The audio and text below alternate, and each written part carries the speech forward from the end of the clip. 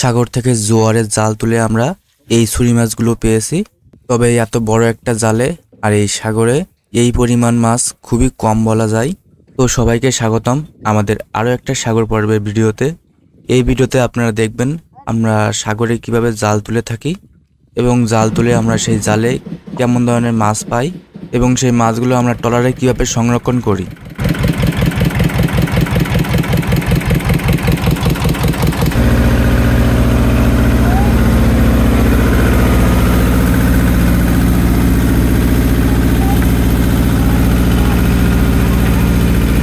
মেশিনের তেলের ট্যাঙ্কে যখন তেল কমে যায় তখন আমরা এভাবেই একটা মোটা পাইপের মাধ্যমে আমরা তেল ঢেলে থাকি।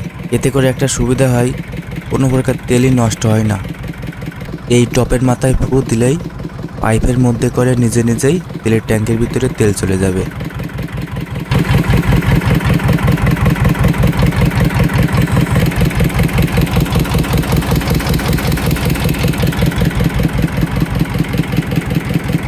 এখন আমাদের সাগর থেকে জোয়ারের জাল তুলে নিতে হবে। এই জন্য ট্রলারের সামনে 3 জন দাঁড়িয়ে আছে।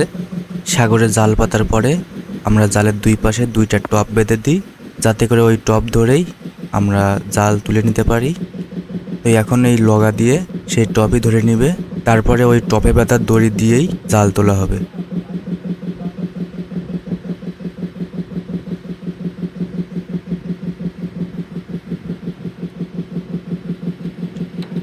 এখন এই টপের মাথায় যে লম্বা দড়ি বাঁধা থাকে সেই দড়িগুলো সবাই মিলে টেনে নেবে এবং দড়ির মাথায় আমাদের জাল বাঁধা থাকে।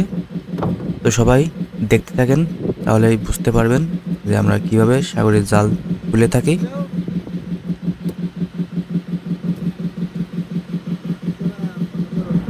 সবাই মিলে এখন যে দড়িটা ধরে টানছে, এই দড়ির মাথায় জালের এক প্রান্ত আছে এবং জালের অন্য প্রান্ত ট্রলারের বিপরীত পাশে আছে। তো সবাই মিলে এখন এই দড়ি টেনে নেবে, এতে করে জালের উপরের পাশ ট্রলারের উপরে চলে আসবে।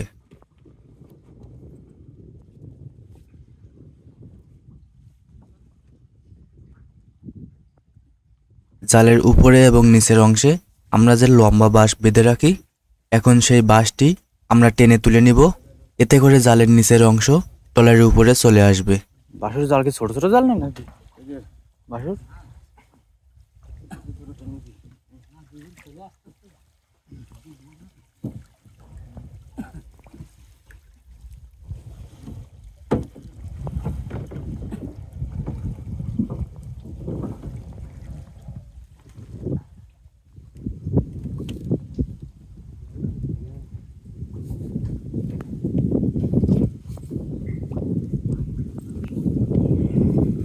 এবার জালের বিপরীত পাশের শলিও 2 জন মিলে টেনে তুলে নিচ্ছে।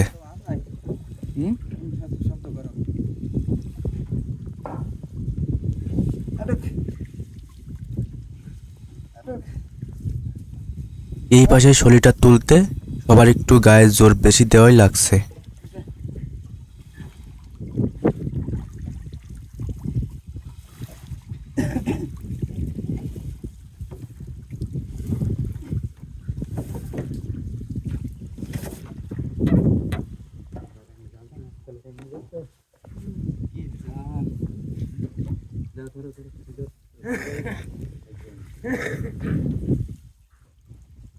এখন ট্রলারে যে 5 জন লোক থাকে সেই 5 জন সবাই মিলেই এই জালটি দ্রুত টেনে ট্রলারের উপরে তুলে নিবে।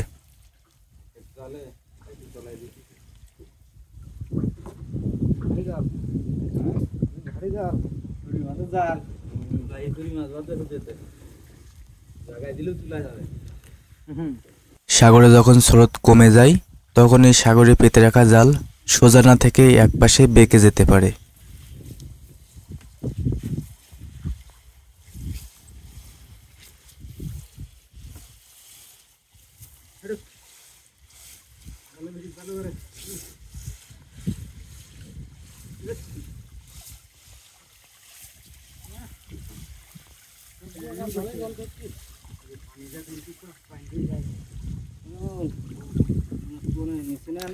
জাল যখন অর্ধেকের বেশি ট্রলারের উপরে উঠে আসে তখনই একজন বোটায় বেঁধে রাখা দড়ি টেনে ট্রলারের উপরে গুছিয়ে নেয়।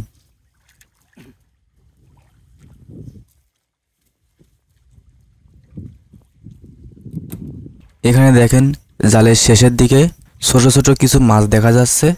এই মাছগুলো জালে ফুটে থাকে, তো যখন জাল টেনে তোলা হয় তখন এই মাছগুলো ছাড়িয়ে নেয়।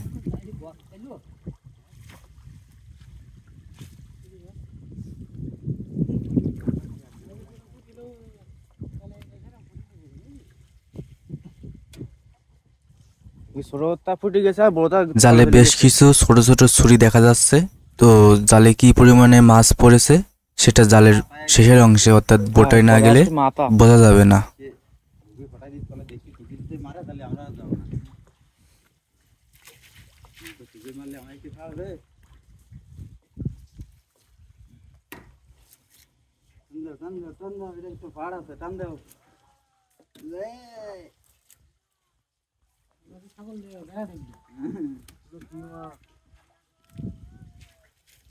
আর ক্যামেরা দেয়া যায় বেদিস না কিছু ক্যামেরা চলবে না মোটেই।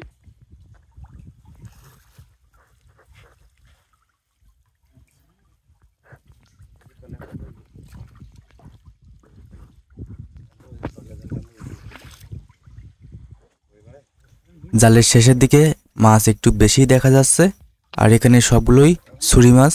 ছুরি মাছ ছাড়া অন্য কোনো মাছই পড়েনি।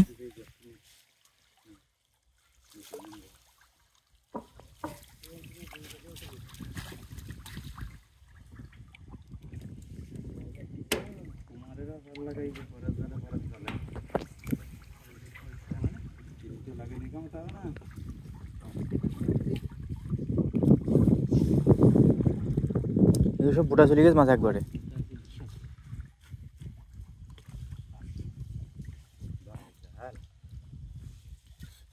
জল কি কোনো নাই? তো অবশেষে জালের বোটা ট্রলারের উপরে তুলে নিল এবং সবাই দেখতে পাচ্ছেন এই একটা জালে কতটা মাছ পড়েছে। তো এত বড় একটা জাল ধরে এই মাছ খুবই কম বলা যায়, কারণ একটা ট্রলারে 5 জন লোক সহ অনেক খরচ করে এখানে আসতে হয়। সেই হিসাবে এর থেকে আরো অনেক বেশি মাছ হওয়া দরকার।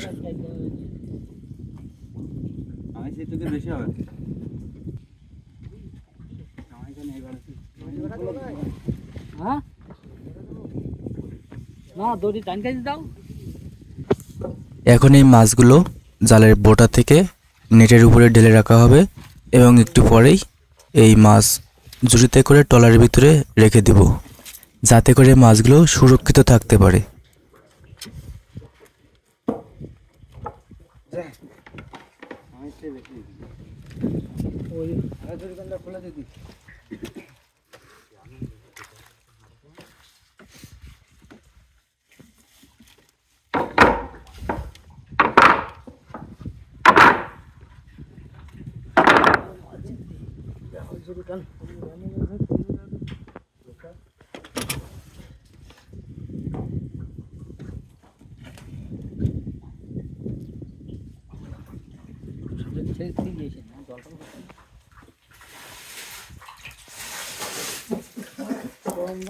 তো এতক্ষণে যারা আমাদের ভিডিওটা দেখেছেন সবাইকে অনেক অনেক ধন্যবাদ। যদি আমাদের এই ভিডিও আপনাদের কাছে ভালো লেগে থাকে তাহলে অবশ্যই ভিডিওতে একটা লাইক দিবেন এবং কমেন্ট করে আপনার মন্তব্য জানিয়ে যাবেন। সবাইকে ধন্যবাদ। আজকের মতো বিদায় নিচ্ছি, দেখা হবে পরবর্তী কোনো ভিডিওতে।